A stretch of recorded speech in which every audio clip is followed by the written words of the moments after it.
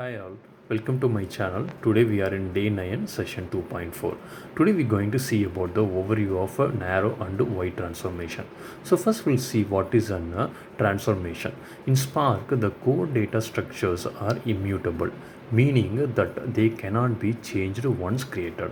If you create a data frame that is an immutable in Spark, but if you want to do any transformations, any filters, any operations on the data frame, how we can do that? Let's see.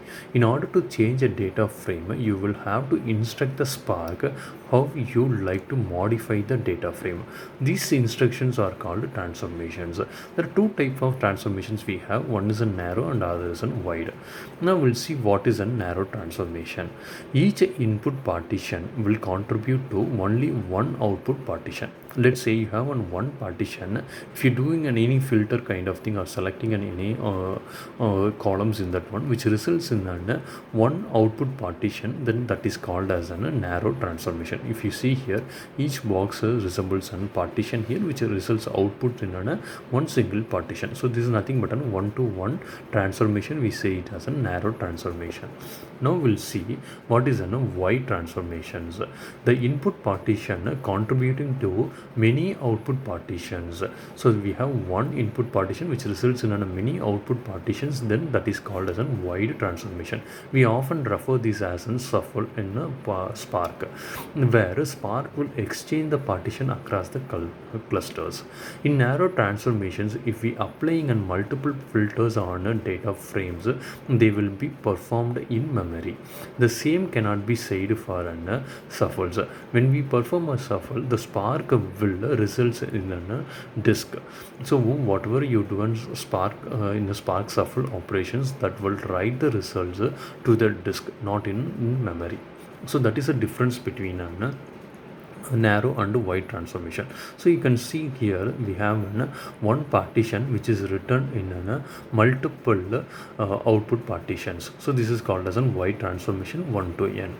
The functions related to narrow partition, narrow transformations. So the narrow transformations are nothing but row level transformations and not results in shuffling. Now we'll see what are the functions we have for narrow transformations and wide transformations. So narrow transformation we have df.select, df.filter and df with column, df.with column renamed df.drop. So if you see, select is we are selecting in some certain number of columns, so which results in a narrow transformation. Similarly, filter will filter the results, but will have also again a narrow transformation. With column and with column renamed, let's say if you are creating a new column or renaming the column or dropping a column, so which results in a narrow transformation. What are the wide transformations we have? df.distinct, so we are getting a distinct record, so we need to remove some duplicates here, so which will involve multiple partitions. df.union, let's say you have two data frames, you need to join those with a union, or you need to do any other set operations like minus, subtract, so that will result in a wide transformation. If you are doing and joining the two data frames, group by the data frame, which involves duplicate removals, and sort or order by, which results in wide transformations. Now we'll see what is the difference between a select versus a select expressions. So in previous session we have seen how to select a column. So if you see, users underscore df is a data frame we have, and we have in columns like id, first name and last name. We are selecting using a call, or we can select using a string values. Now if you see, we want to concatenate the first name and a last name with a comma space between the two values. We have to use and concatenate call of first name comma lit.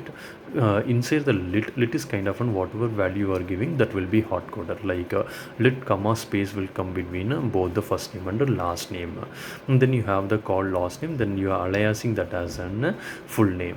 So this is how we will do it in a PySpark syntax using an select. If you want to do the same using an the SQL syntax. Let's say you are familiar with an SQL way, and you want to you are not want to use an lit operations and all, you can use an select expression here. So in select expression, and how you mention the column names in an SQL syntax, we can mention in the same way, like ID, first name, last name, and concatenate. Inside that we can give the first name, comma, then what is a separator, like a comma separator, then the last name as in full name dot show. So this will help if you are more familiar with an SQL syntax. I hope this will clarify what are the transformations we have, like narrow and wide transformation, and what is the difference between a select versus a select expression in Spark. Thanks for watching. Bye.